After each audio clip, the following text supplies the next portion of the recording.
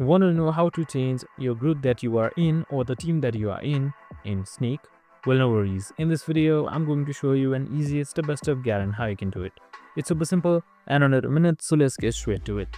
Now, first things first, just simply open up your Snyk.io website. So we have also created some videos regarding Snyk, so make sure to watch it, which is available on our channel.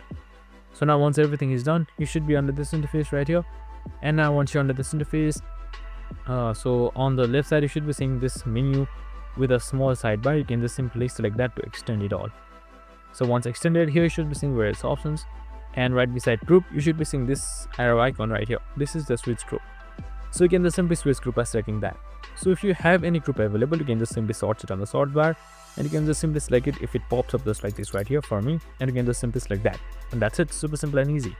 Now your group should be changed and it should reload right here, and that's it. I hope this video helped. If it did, make sure to like, subscribe, and tune in with us for more of these videos. See you in the next one.